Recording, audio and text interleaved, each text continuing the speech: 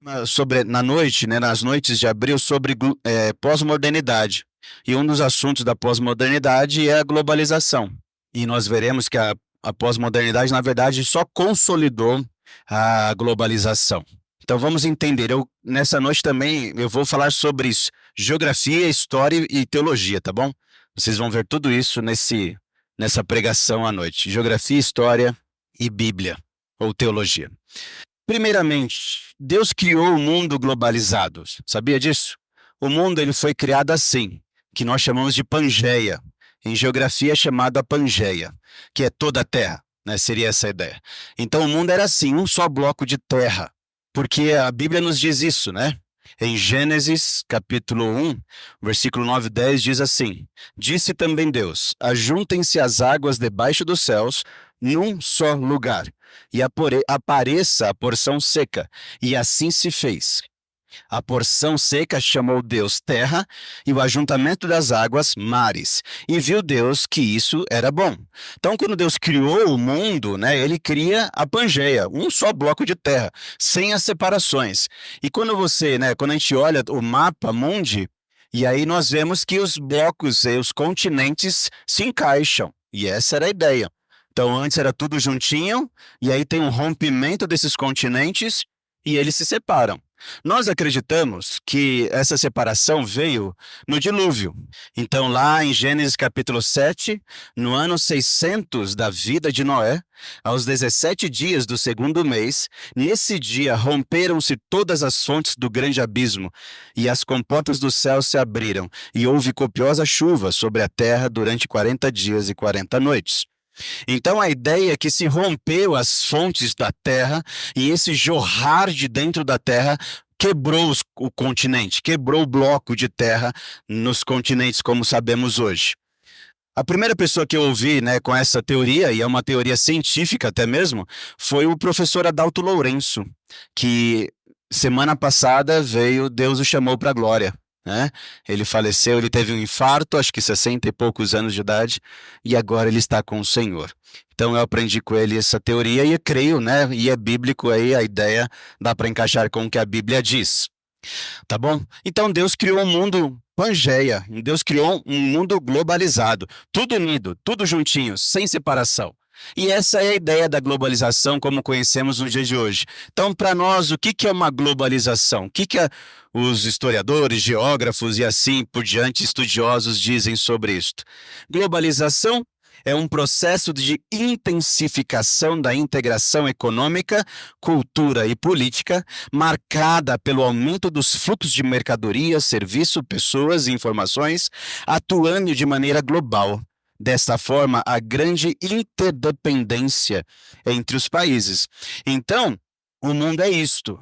Essa é um processo, essa globalização, esse processo de juntar tudo, economia, cultura e política, né? Esse processo, e aí é tendo um aumento gigantesco de fluxo de mercadoria, serviços e pessoas e informações. E é o que nós vivemos, esse mundo a gente vive. Esse é o mundo pós-moderno que vivemos. Tudo está unido. É como se não existisse fronteiras. É como se o mundo fosse um só no final das contas. Todo mundo depende de todo mundo. Então, se tem uma guerra lá na Europa, como tem acontecido, nós somos afetados automaticamente. Se acontece qualquer coisa nos Estados Unidos, nós somos afetados automaticamente. Se acontece qualquer coisa no Brasil, todo mundo é afetado automaticamente. Então, todo mundo está interligado. Isso é a ideia da globalização de uma forma generalizada. E essa globalização, ela tem uma história, ela não aconteceu só agora. Não é no nosso tempo pós-moderno que isso surgiu.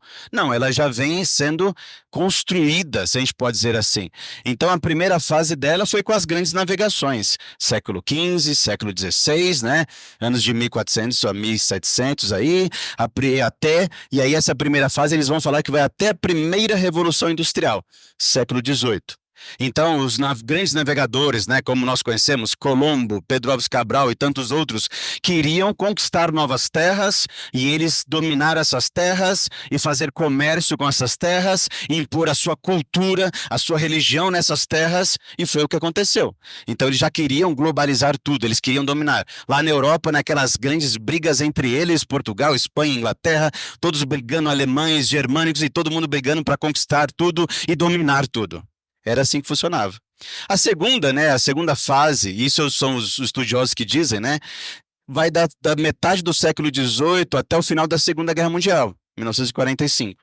Então essa fase onde também tem guerras, muitas guerras nesse período, e a Primeira e a Segunda Guerra mostra isso, né? Alguém tentando dominar tudo, alguém tentando globalizar o mundo. Essa vai ser a ideia. E a terceira fase é quando tem a partir da Segunda Guerra Mundial até a queda do Muro de Berlim. Por quê? Né, existia dois grandes blocos, Estados Unidos e Rússia, ou União Soviética, então. Os dois blocos que iriam dominar o mundo, não é isso? Capitalismo e socialismo. Eu quero tudo capitalista, mundo, eu quero tudo socialista. E aí tem essa chamada Guerra Fria, que graças a Deus nunca teve uma guerra de verdade, mas somente guerra, né, de pensamentos, culturas, ideologias e assim por diante. Por isso que é uma Guerra Fria. Mas é essa mesma ideia de globalizar tudo. E aí a terceira, lógico, depois da queda do Muro de Berlim, vem a quarta fase, desculpa, que é o que nós vivemos, né? Porque é a partir da década, né, de 1990 aí, e aí muitos de nós já estávamos vivos nesse tempo, e aí vem e vivemos até hoje com esse mundo globalizado. A globalização tem algumas vantagens e algumas desvantagens. Só estou situando vocês nessa ideia globalizada, né? Então, vantagens: aumento do comércio, claro. Hoje você compra qualquer produto da China e chega. Olha que coisa, né? A China do outro lado do mundo e chega.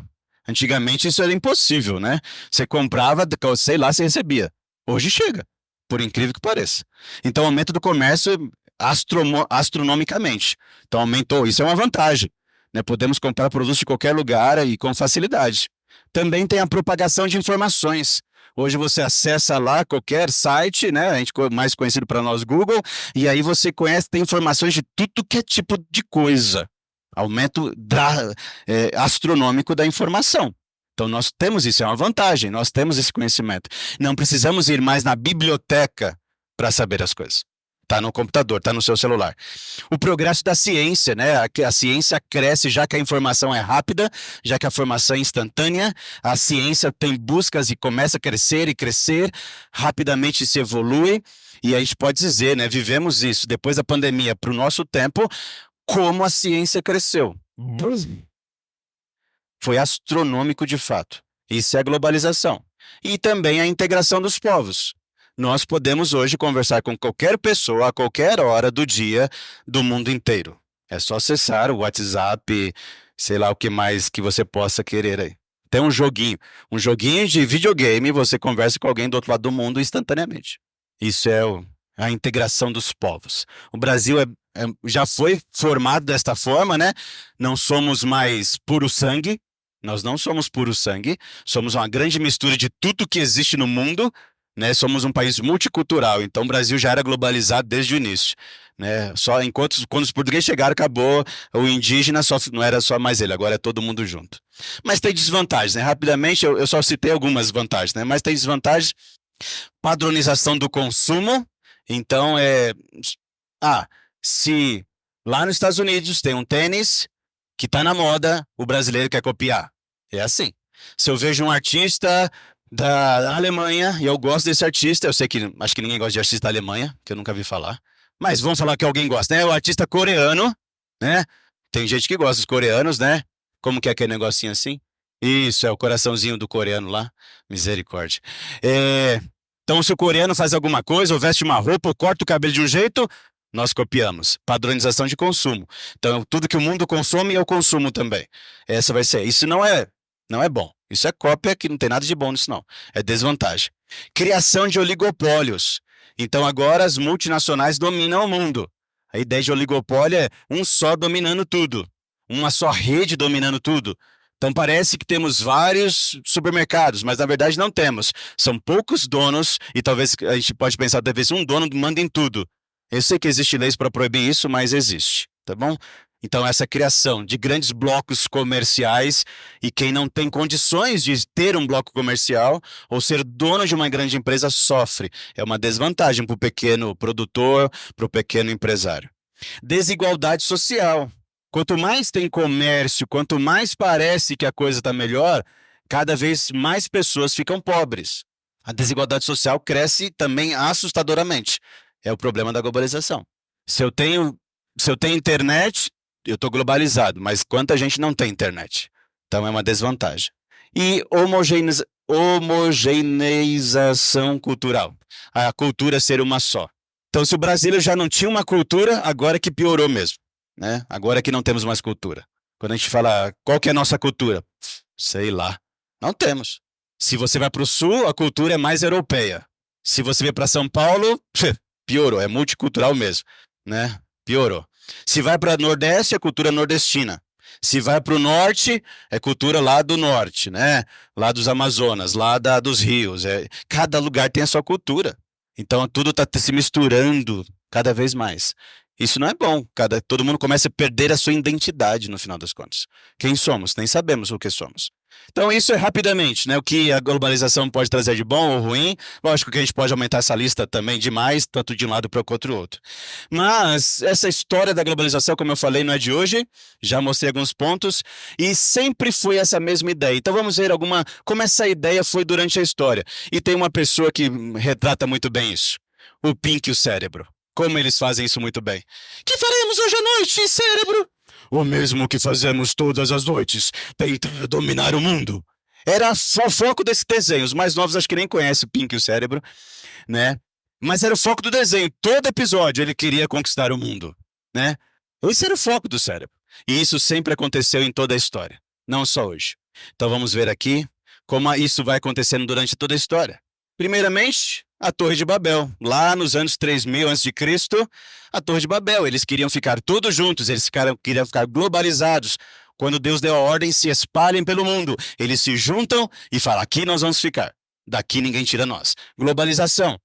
Aí vem o Império Egípcio, também tentando conquistar todo mundo, toda a terra de então. E aí lá nos anos 1400, eu peguei 1400 por causa de Moisés, tá bom? Mas eles conquistavam, eles eram o império poderoso daquele tempo. A ideia de conquistar todas as terras que existiam naquele tempo. Também vemos o Império Assírio, já em 722, sendo o grande poder mundial, conquistando todas as terras, inclusive o Reino Norte de Israel. E aí depois vamos para o Império Babilônico, eu estou pegando as datas que nós mais conhecemos, 586, dominando o sul de Israel agora, né? Jerusalém ali, e aí também a Babilônia conquistando todo mundo. Então a ideia de conquistar o mundo sempre existiu, o mundo ser uma só coisa. Aí depois vem os Medo-Persas, com Ciro, 539, e aí depois vem com Alexandre o Grande, o Império Grego, que conquista muita coisa, e aí lá, isso aí, tipo, dá uma data, em 60 a.C., o Império Romano também domina, e domina por muito tempo. Então todos, tá vendo? A ideia de globalizar, a ideia de dominar tudo, de ser uma só coisa, não é de hoje, sempre existiu. Mas aí, como eu já citei, também tem as grandes navegações que tinham esse intuito. E aí também veio quem? Napoleão Bonaparte, 1804, tentando conquistar o mundo. Acho que ele parece o cérebro, né? A imagem, assim, me lembrou o cérebro. Então ele também tenta fazer isso e ele quase conquista, né? Aí vem o grande, né, malefício da história, Adolf Hitler, em 1934, já na Segunda Guerra Mundial aí, iniciando. E aí ele também tenta, o objetivo dele é conquistar o mundo, essa é a ideia. E aí depois vem o que nós já falamos da Guerra Fria, né? Nesse período da Segunda Guerra Mundial até o finalzinho dela aí com a queda de Berlim, do Muro de Berlim, tá bom? Então tudo isso. Tem mais? Tem mais. E aí, depois disso tudo, vem, já chegando no nosso tempo agora, vem, até por causa da Segunda Guerra Mundial, vem o que nós chamamos da ONU, Organização das Nações Unidas, fundada em 1945, com a ideia, vamos juntar todos os povos. Precisamos. Não podemos ficar fazendo grandes guerras. Vai destruir nosso comércio, vai destruir nossa vida. Vamos nos unir, tentar controlar o mundo. Nós precisamos controlar o mundo. Aí vem a internet, que aí tem a ideia de uma comunicação global. A internet foi criada em 1969 para a guerra, né, com os americanos criando para a guerra, de fato, para comunicação interna, internet, né, uma comunicação, uma rede interna, para que nem os russos não soubessem o que eles estavam falando ou se comunicando, e aí depois vira para o mundo todo, e hoje nós não vivemos mais sem internet. Quando a internet cai, quando o WhatsApp cai, quando o Instagram não funciona, meu Deus, vou morrer, porque precisamos desse troço agora, o tempo todo. O mundo globalizado. Aí também temos a criação do G7, os 7 países, ou as 7 economias mais poderosas do mundo, Estados Unidos, Canadá, Japão, Alemanha, França, Inglaterra e Itália, e E aí depois temos em 1988 o NAFTA, né? O Acordo Livre de Comércio da América do Norte, agora só pensando na nossa América. E aí são esses blocos. O NAFTA é lá em cima, né? Na América do Norte, vocês estão vendo aí, tá bom? Que é o NAFTA. Então, a união, né, desses três países, Canadá, Estados Unidos e México. O México faz parte da América do Norte, né? Por incrível que pareça, mas faz, tá bom? Parece que não, mas eles fazem. E aí também temos o quê? Em 1989, a APEC, Cooperação Econômica da Ásia, então é um bloco lá na Ásia, né, naquela região da Ásia, Japão ali, aquele Oriente, certo? E tudo para mostrar para você que o mundo está se unindo cada vez mais, tá bom? Aí temos o Mercosul, aí já é na nossa região, né? Todos os países da América do Sul se unindo. E você sabe, uma das primeiras coisas que o Lula tentou fazer foi ter um livre comércio entre a América do Sul, e Europa, né? Juntar os dois blocos. Ele tentou fazer isso, ele não conseguiu porque a França não deixou. Pelo menos é o que nós ouvimos na rádio, né? Ou na TV. E aí depois também, lógico, a criação da União Europeia, né, que eu acabei de falar, tá bom? Opa, já passou? Ah, tá sem o mapa aí, ou tá com o mapa? É, tá sem o mapa, tudo bem. Mas você sabe onde é a Europa, né? Todo mundo sabe. Eu acho, né? Vamos lá.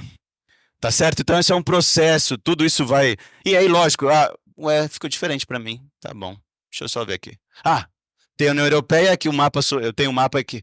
E aí tem o BRICS, né? Aqui também muito parecido com o G7, só que BRICS é os 5 países emergentes do mundo, né? Essa é a ideia. Então, Brasil, Rússia, Índia, China e África do Sul. Então, os Estados Unidos, o G7, desculpa, é os 7 países mais poderosos do mundo, financeiramente falando, e os BRICS é os emergentes, os que estão crescendo. Tudo isso para juntar, globalizar. Essa é a ideia. O mundo é isso hoje. É isso que vivemos. E a pergunta é o que eu e você fazemos com tudo isso? O mundo é assim. E cada vez mais vai ser assim. Até porque é o plano de Deus. Tudo isso que está acontecendo na história é o plano de Deus. A gente chama de o agir providencial de Deus na história. Parece que Deus não quer essas uniões. Não, nós brasileiros temos que ser brasileiros, o europeu tem que ser europeu, nada de mistura. Não. É o plano de Deus que isso aconteça, para que aconteça o que a Bíblia já nos diz que vai acontecer. E aí nós vamos ver o que a Bíblia diz.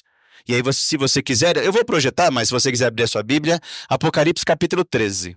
Pode abrir. Porque é bom a gente conhecer tudo isso da história, mas o que Deus tem a ver com tudo isso? O que Deus pensa de tudo isso? Apocalipse capítulo 13.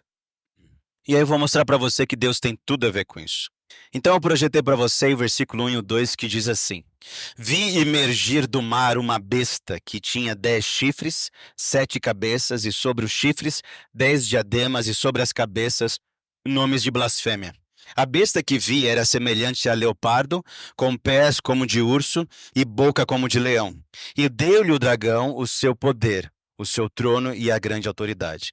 Quando você olha o livro de Apocalipse, no capítulo 11, vai falar das 2 testemunhas, tá bom? A abertura o tocar da 7ª trombeta. E no capítulo 12 vem falar da grande mulher, né? A mulher e o grande dragão. E vai falar que o dragão, que o texto claramente diz que é Satanás, ele tenta invadir o céu e ele é expulso do céu pelo arcanjo Miguel. E aí... E no finalzinho do capítulo 12, ele tenta se voltar novamente para a mulher e perseguir a mulher. E aí foi dado, né? Estou vendo o versículo aqui, algo para a mulher fugir. A mulher nós podemos facilmente, não dá tempo de explicar todos os detalhes, mas é Israel, tá bom? Dá para interpretar tranquilamente que é Israel. E aí Satanás tenta destruir Israel, né? E aí vem o capítulo 12, que é a continuação da tribulação. Para nós, esse período é da tribulação. Mas vamos tentar entender esses 2 versículos, alguns detalhes. O que é... o que é emergir do mar? O que seria isso? No capítulo 17, mostra isso para nós. Falou-me ainda, as águas que viste, onde a meretriz está assentada, são povos, multidões, nações e línguas. Então, porque o capítulo 14 vai ser uma continuação, porque ele fala do capítulo 13, a gente está vendo alguns detalhes, e aí ele fala da trindade satânica, né? Satanás, o anticristo e o falso profeta. No capítulo 14, ele vai falar das testemunhas daquele tempo, E aí depois vai começar a abertura de selos aqui, até esqueci o nome aqui. É selos mesmo, né? Das taças, desculpa, tá bom? E aí no capítulo 15 vem flagelos, e aí no capítulo 16, desculpa, mais flagelos, e aí no capítulo 17 ele vai falar da grande meretriz. Então é uma continuação de toda uma história. Por isso que o capítulo 17 vai explicando desde o início quem é quem na história. Então, mar, vi emergir do mar, quer dizer, vi sair do mar. O que é o mar? Os povos, as nações, as multidões, as línguas. Então, vi sair de dentro do povo. Quem? Uma besta. E quem é essa besta? E a besta que era e não é, também é ele, o oitavo rei, e procede do 7, e caminha para a destruição. Então, claramente, no capítulo 17, explica quem que é a besta, que foi falado desde o 13. É um homem, um oitavo rei, uma pessoa, o anticristo, que vai reinar. Essa é a ideia. E quem que é os 10 chifres? Os 10 chifres, também no capítulo 17, os 10 chifres que viste são 10 reis, os quais ainda não receberam reino, mas recebem autoridade como reis, como a besta, durante 1 hora. Então, esse rei, ele vai dominar o mundo. E ele vai dominar esses reis, esses 10 reis. Quando se surgiu, lá eu era muito jovem ainda, eu nem lembro muito bem como se ensinava isso lá naquele tempo, mas quando surgiu a União Europeia, falaram, pronto, chegou o fim do mundo. Tá vendo? Os 10 reis estão se reunindo e é o apocalipse que está chegando. Tribulação chegará. Jesus volta. Era o que eles falavam. Eu cresci ouvindo isso lá, nas igrejas. Por causa dessa união de 10 reis. Quando formou a União Europeia, foi exatamente isso que foi dito. E não só, aí tem os 10 chifres, e chifres tem sempre esse simbolismo de poder, tá bom? Aquela ideia do chifre, ele tem poder, ele tem força, ele machuca, ele é forte, tudo isso. E as 7 cabeças, né? Toda uma linguagem figurada aí. Aqui está o sentido que tem sabedoria. As 7 cabeças são 7 montes nos quais a mulher, lembra da mulher do capítulo 12? Está sentada. Desculpa, a grande meretriz. São também 7 reis, os 7 cabeças, 7 reis, dos quais caíram 5, existe um e o outro ainda não chegou, e quando chegar tem de durar pouco. Então, tudo a ideia de povos, reis, poderes, pessoas. Tá certo? E aí, quem são? A ideia dos diademas, o que é um diadema? Isso é do dicionário, tá bom?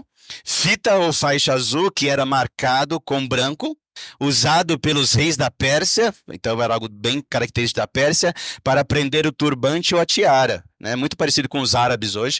Ornamento real para a cabeça, coroa. Então a ideia de que esses reis têm coroa, eles têm poder, eles têm autoridade, eles são reis. Então, toda essa ideia simbólica para mostrar aí. E aí vem esses animais. Quem são, no final das contas, esses animais? Eu não dá tempo de ler, porque é o capítulo 7 todo de Daniel, tá bom? Não dá para explicar cada detalhe da profecia de Daniel.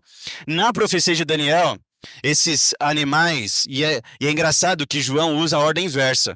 Em Daniel, ele fala primeiro do leão, depois do urso, depois do leopardo. Por quê? O leão simboliza Nabucodonosor, a Babilônia, o urso é o reino medo-persa e o leopardo é o grego.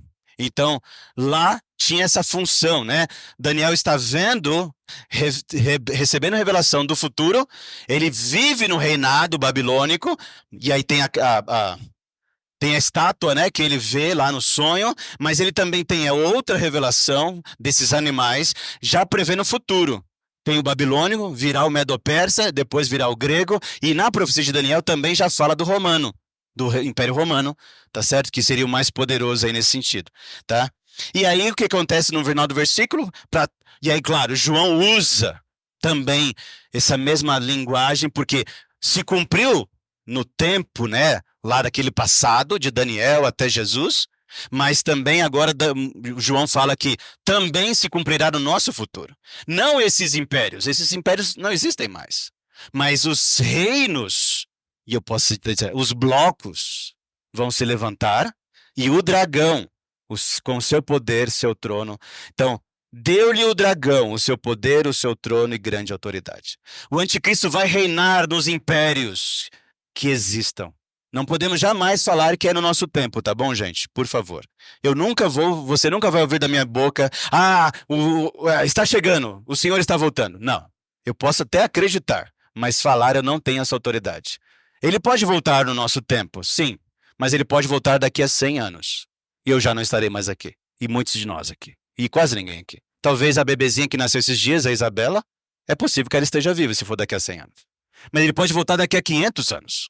Ele pode voltar daqui a 1000 anos. É ele que decide, não somos nós. Podemos até acreditar, mas afirmar jamais. Mas a ideia é que ele vai dominar os povos. O anticristo vai dominar os povos. O versículo é bem claro para mim e para você. Assim como o Império Babilônico, Medo-Persa, grego e romano dominaram os povos com os seus reis durante o tempo, o anticristo vai reinar e dar poder para todos. Só uma continuação do texto. Todo mundo entendeu essa parte desses 2 versículos? Beleza? Se não entendeu, depois você me pergunta. Então vi uma das suas cabeças, lembra das cabeças, né? Como golpeada de morte, mas essa ferida mortal foi curada. E toda a terra se maravilhou, seguindo a besta, seguindo o anticristo. Nossa, ele é o cara. Ele fez esse reino, lembra que cabeças são reinos, não é isso? Concordam? Ele fez esse reino se levantar. E qual que é o reino, qual que é o país que não vai aplaudir o seu presidente ou o seu rei se resolver o nosso problema? Todo o país anseia por isso, que o presidente arrume a economia, arrume a saúde, arrume a educação, arrume qualquer coisa a mais e tudo fique bem. Quer dizer, que haja cura. E se há cura, esse é o cara. É ele. É tão fácil isso, gente. É tão fácil nos iludirmos com pessoas. E não vai ser diferente com o anticristo. Ele vai ter esse poder dado por Satanás e ele vai iludir as pessoas porque uma da cabeça, um dos reinos, foi golpeada, uma ferida mortal, mas foi curada pelo poder dele, maravilhoso. Desculpa, e adorarão, e aí o que acontece, né? E toda a terra se maravilhou seguindo a besta, e adorarão o dragão, já que esse Messias tem como Deus Satanás, e já que esse Messias resolveu o problema, eu acredito nesse Deus, Satanás. Era a mesma coisa, foi com Jesus. Pensando nos apóstolos, eles olham para Jesus e falam, ele é o Messias. Ele resolveu o nosso problema. Os apóstolos acreditaram nisso. E os muitos discípulos. Já que eu acredito nesse Messias, ele resolveu o meu problema, e eu acredito nesse Deus. O Deus que ele diz que é. O Deus dele. É a lógica. Eu e você também acreditamos no Messias. Jesus Cristo. O nosso Messias não se chama anticristo. O nosso Messias é o Jesus Cristo. Se eu acredito nesse Jesus, eu acredito no Deus desse Jesus, automaticamente. E eu já digo para você que está aqui hoje, em que Deus você acredita, porque não dá para separar os dois. Se você diz que acredita em Deus, mas não acredita em Jesus, está errado. Porque esse Deus é o Deus de Jesus, e Jesus é o Messias. Ele é o Salvador. Então não dá para separar os dois. Ou acredita-se nos dois, ou não acredita em nenhum dos dois. Isso é a lógica. E adorarão o dragão porque deu autoridade à besta, tá vendo? Por que vão adorar o dragão? Porque deu poder para a besta, o anticristo. Por que se adora a Deus? Porque ele deu poder, nesse sentido humano de pensar, para Jesus. Também adorarão a besta. Claro, o Messias será adorado e deve ser adorado, porque é o próprio filho do Deus, dizendo, quem é semelhante à besta? Quem pode pelejar contra ela? Que imitação de Jesus. Não parece aquele versículo de Romanos? Eu nem coloquei aqui, eu lembrei agora, né? Que diz que quem pode pelejar? Se Deus é por nós, quem será contra nós? Tão parecida a ideia. Eles vão aplaudir a besta, vão aplaudir o anticristo. Ele é o cara, ele é o Messias, ele é o Salvador. É ele que nós precisamos adorar. E o texto vai continuar, foi-lhe dado uma boca que profane arrogâncias e blasfêmias e autoridade para agir por 42 meses. Quanto que é em anos 42 meses? Me diz aí. 3 anos e meio, nossa, que coincidência. Caramba, a conta exata, pode fazer na sua calculadora, a conta exata de 42 meses, 3 anos e meio, nós acreditamos, né? 3 anos e meio.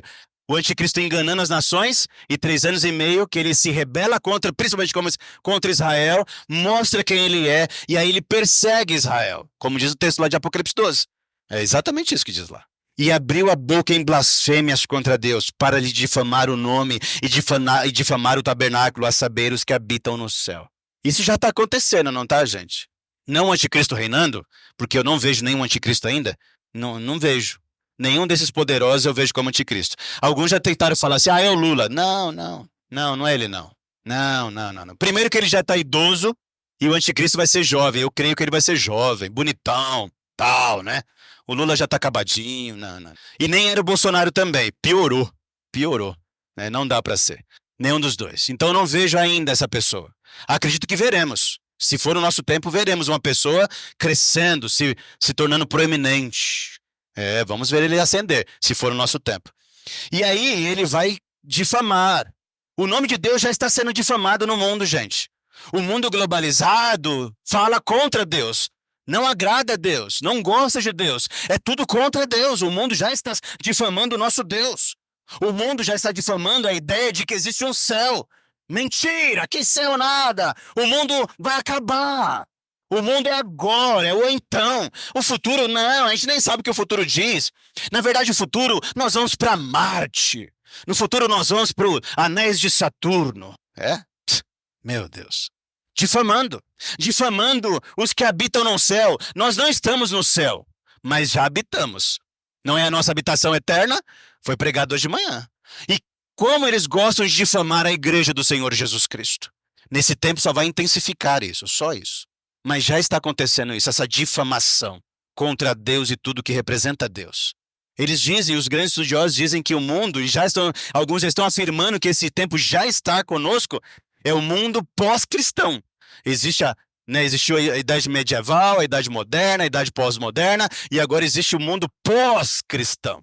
Sem cristianismo, sem Cristo, sem Deus. Chega disso, chega dessa grande mentira da idade das pedras. É o que o mundo está dizendo para mim e para você hoje. Na Europa dizem que a maior decadência é na Europa. O berço, né? A gente sempre fala disso, o grande berço dos grandes pregadores, dos grandes missionários do mundo. É uma falência cristã. Ruiu tudo. E eu temo, e até um dia atrás eu orei, porque eu temo que o Brasil chegue nesse ponto da destruição do cristianismo. E já está cheio de pregador falando que a Bíblia tem que ser reescrita, que a Bíblia está ultrapassada, que a palavra de Deus não é mais isso. Chega desse negócio aqui. Está cheio de pastor falando isso já. Tá cheio de pastor falando que não, que nada, não precisa de Jesus não. A gente precisa do amor que Jesus pregou. Eu preguei algum tempo atrás sobre isso. Difamando a palavra de Deus. Difamando a verdade sobre Deus. Espero que o nosso Brasil não chegue nesse túmulo espiritual.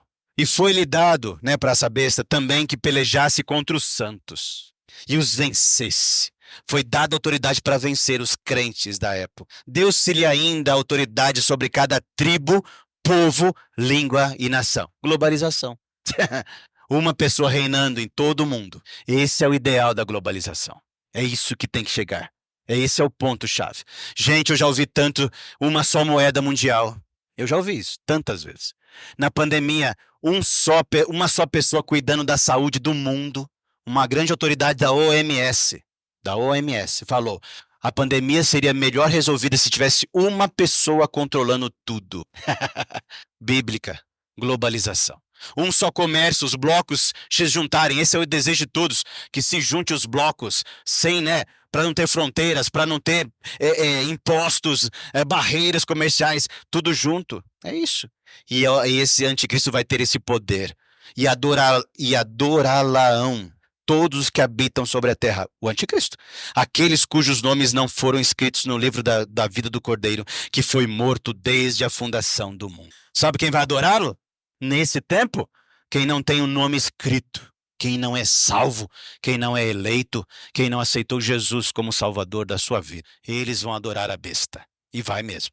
A todos, os pequenos e os grandes, os ricos e os pobres, livres e os escravos, faz que lhe seja dada certa marca sobre a mão direita e sobre a fronte, a testa, para que ninguém possa comprar ou vender, senão aquele que tem a marca, o nome da besta ou o número do seu nome. Eita, globalização. Se você tem isso, você pode comprar no mundo todo. Comércio livre, você pode comprar. É só ter um cartão de crédito. Hoje em dia você compra do mundo todo. Olha que beleza. Não precisa nem ter fundo. Pagar é outra história. Comprar você pode. Não é? É assim que funciona. Mas esse tempo vai ter uma marca. Ou na mão direita ou na testa. Não sabemos qual é essa marca, o que será isso. esse negócio, mas vai ser. E para imitar também, a mesma ideia, imitar, por que na testa? Porque biblicamente nós temos o selo de Deus na testa, na fronte. Em Apocalipse mesmo diz isso. O Espírito Santo é como se ele tivesse nos marcado com um selo real, pá, na testa. E a ideia da mão é de autoridade, a mão direita. Você sempre vai ver na Bíblia essa ideia da mão direita. A mão direita de Deus, né, nos pega. Vai lá, um sacrifício, coloca no polegar da mão direita do sacerdote. Sempre essa ideia de poder, autoridade, o cetro da mão direita. Então a ideia de sempre imitar a Deus, enganando o povo. E ele vai ter autoridade sobre ricos e pobres, grandes e pequenos, livres e escravos, sobre todos. Isso é a globalização. O mundo está caminhando exatamente para que o plano de Deus se cumpra. Exatamente. A globalização não foi inventada pelo ser humano. Foi dentro do plano soberano de Deus. Ele falou, um dia vai haver isso e eu quero que haja isto. É para ser assim. E aí você fala, e agora, pastor, o que eu faço com tudo isso? Esse tempo vai chegar. E aí, né? Se você acredita, nós estaremos nesse tempo. Se você não acredita, você vai estar. Tudo bem, fica aí que eu vou embora. Não tem problema. Você pode ficar com o anticristo aí, lutando contra ele, tá tudo certo. Eu tô no sal, só alegria. Vamos lá. Boa. Mas o que nós fazemos? Quando a gente chega no final de Apocalipse, eu já falo o que a gente vai fazer. A gente vê isso aqui, ó. Vi novos céus e nova terra, pois o primeiro céu e a primeira terra passarão, e o mar já não existe. Lembra do início, a Pangeia? Volta-se a Pangeia. Não precisa mais de mar. Não precisamos de mais separação. Agora somos um só povo. Temos um só rei. Um só globo. Acabou todos os problemas. Não precisamos do mar para separar os povos, os continentes. Não. Vamos ver todos juntos agora. Novamente. O plano ideal de Deus, a criação perfeita de Deus, e viu que tudo era bom, no final vai voltar a ser exatamente como era. É assim que é o plano de Deus. Tudo volta ao início. Esse é o plano, e ele não vai abrir mão desse plano. Vai acontecer. Não sabemos exatamente como será esse novo céu e nova terra. A ideia de novo aqui é a ideia de algo, é novo mesmo, né? É diferente, renovado. Não sabemos se ele vai pegar esse nosso globo, jogar no lixo e criar um novinho. Não sabemos. O globo, tá bom? Globo, tá? Para bom entender, vocês entendem, né? Não é terra plana, é globo, tá certo? Então não sabemos se vai ter um novo globo, mas se for o mesmo, ele vai dar uma reformada nesse aqui, vai dar uma... Oh, tá lindão, deixa pra gente viver agora. Essa vai ser a ideia, o novo. Não sabemos, mas não vai existir mar, é o que a Bíblia claramente diz pra mim e pra você. O que fazemos? Eu e você como igreja, nós somos a igreja do Senhor, então nós precisamos viver isso aqui, ó.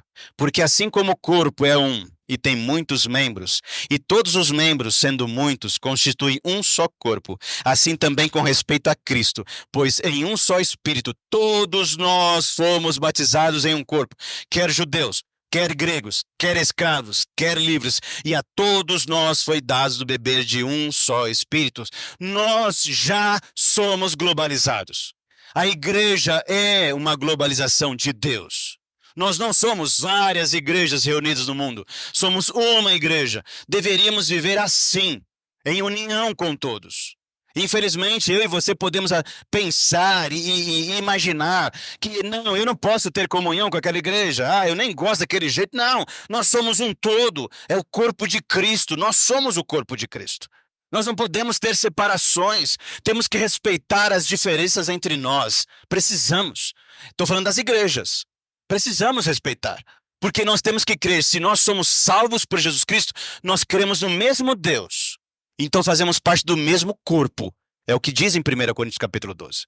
E temos que respeitar isto. Temos que viver em união. Temos que juntos viver para a glória de Deus. Espalhar o amor dele sobre esse mundo. E como a igreja agora diminuindo para o nosso corpo, IBVN, nós precisamos ver unidos. Mais uma vez, nós vamos falar isso. Nós precisamos estar unidos. Nós somos uma igreja globalizada. Porque estamos no mesmo corpo. Eu não vivo em um corpo e você vive em outro. Não, vivemos no mesmo corpo, que é o corpo de Cristo. Então por que eu e você queremos viver separados? Por que eu e você não queremos ter comunhão uns com os outros? Por que eu e você preferimos ficar lá e vir de vez em quando aqui? Por que você não quer se relacionar um com o outro? Ou eu também? Por que não queremos criar laços, amizades, companheirismo, saber da vida uns dos outros? Por que não queremos? Já que estamos no mesmo corpo, isso é globalização de Deus, não é do homem. É assim que eu e você precisamos viver, unidos. Porque esse é o plano de Deus para a minha vida e para a sua. Individualmente, também como igreja, eu e você precisamos viver esse versículo.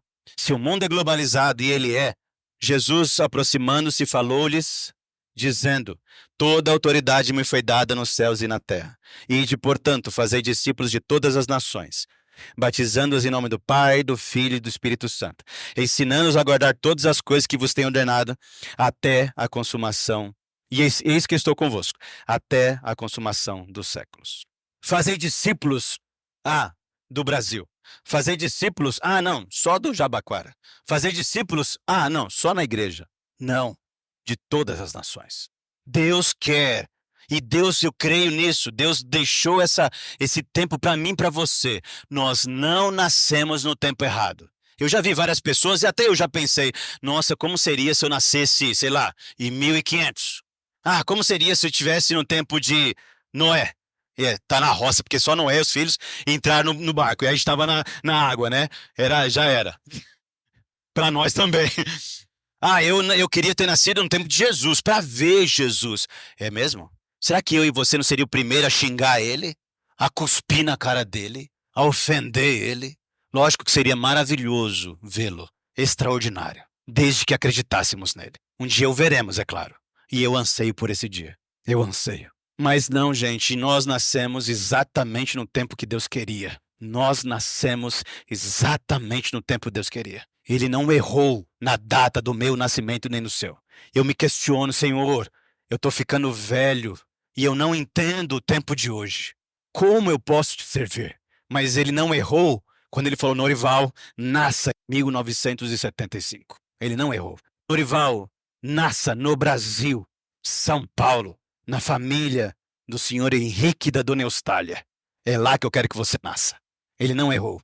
Eu já pensei, por que eu não nasci nos Estados Unidos ou na Inglaterra para já aprender inglês? E não precisa aprender esse negócio de novo. Eu já aprendia, já crescia falando inglês. Ué, por que eu já pensei nisso? Porque eu pularia essa fase da vida, né? Ter que aprender inglês. Não. Eu já também falei assim, por que não foi Colombo que achou o Brasil? Por que teve que ser o Pedro Álvares Cabral? Porque aí veio os portugueses pra cá, ué. Podia ser os ingleses vindo pra cá e colonizando o Brasil. Rapaz. Pularia a fase do português pro inglês. É só inglês. Que maravilha. Colonizados por imigrantes, né? Ingleses, já crentes. Que beleza. E assim por diante. Não vou ficar falando mal não, né? Mas eu ensinei esses dias. Então eu ensinei esses dias, falando de história das grandes navegações, eu ensinei aos alunos do 6º ano. Esse era o plano de Deus. Deus quis que o Pedro Álvares Cabral errasse, porque a gente não sabe se propositalmente ou não, ele queria contornar... Posso voltar o slide? Eu sei que tá lá no comecinho, né? Mas vamos lá, vai. Só pra você, vou dar olho. Eu falei que ia falar história e geografia pra você. Eu falei. Vai, aparece logo. Opa, aqui, tá bom. A ideia do Pedro Álvares Cabral era sair de Portugal e chegar à Índia, chegar aqui do lado da Índia, contornando a África. Nós não sabemos se propositalmente ou não, ele errou muito o caminho e chegou no Brasil. Chegou em Porto Seguro, em 22 de abril, né, de 1500. Eles já sabiam as grandes navegações, a tecnologia estava avançada, eles sabiam que navegar longe do continente era melhor navegável do que perto do continente. Então ele errou bastante, porque é muita distância aqui, nós sabemos disso, e ele chegou no Brasil. O plano ideal de Deus. Deus quis isso. Não foi o Pedro Álvares Cabral que decidiu. Então eu agradeci, falei, Senhor, obrigado, porque foi o Pedro Álvares Cabral que nos descobriu. Eu falei para os alunos, se ele não tivesse nos descoberto, o que aconteceria conosco até hoje? Seríamos indígenas ainda, se é que a gente estaria aqui. Porque a cultura indígena não tem a ideia de evoluir, crescer, se aperfeiçoar. Continuaríamos como naquele tempo, né, até hoje. Mas por causa do Pedro Álvares Cabral, da colonização e todo o processo que aconteceu. Pense nisso, eu quero que você saiba disso. O que eu faço no meu tempo? Como eu devo agir no meu tempo? Eu tenho que falar de Jesus para todas as pessoas. No mundo globalizado, gente, e aí jovens de Deus, jovens, aprendam inglês, pelo amor de Deus. Todos os jovens aqui, desde o mais pequeno ao maior aqui. Aprendam, para de reclamar do inglês e aprendam, porque aí você vai falar para todas as nações de Jesus. Você vai ter capacidade de falar com americano, com inglês, mas não só eles, mas alemão, espanhol, sei lá, e fala aí outro povo aí. Chinês, russo, árabe. Se você souber inglês, você fala com todos esses povos e fala de Jesus para eles. Se Deus te mandar para qualquer país do mundo, você vai falar de Jesus para eles, porque você sabe se comunicar com eles. Então aprenda. Esse é o mundo que nós precisamos aproveitar. Esse é o tempo de aproveitar. Não é ficar falando besteira no celular, não. É falar de Jesus para as pessoas. Se o mundo está aqui, fala de Jesus aqui então. Para de fazer besteira aqui dentro e faz o que é certo. Aproveita o que Deus te deu, a globalização. Quando eu ficar adulto, eu quero ir para a Europa, eu quero viver sei lá onde. Então vai, mas vai para pregar o evangelho. Vai trabalhar, vai ganhar seu dinheiro, vai conquistar sua vida, mas vai falar de Jesus lá também. É assim que o crente vive. Esse é o mundo. A gente tem contato com as pessoas. E nós precisamos disso. Logo, os jovens aqui, se já não estão, vão trabalhar em empresas que estão cheias de pessoas do exterior lá, ou online, ou presencial. Fala com essas pessoas. Ou é o momento do Brasil de falar de Jesus, gente. Vamos aproveitar isso. Mas precisa aprender. Falar inglês, falar espanhol. A nossa América inteira, com exceção lá dos Estados Unidos e Canadá, fala em espanhol, gente. Vamos aproveitar isso. Aprenda o espanhol para falar sobre Jesus. Vamos! É isso que nós precisamos. Agora, aula de inglês.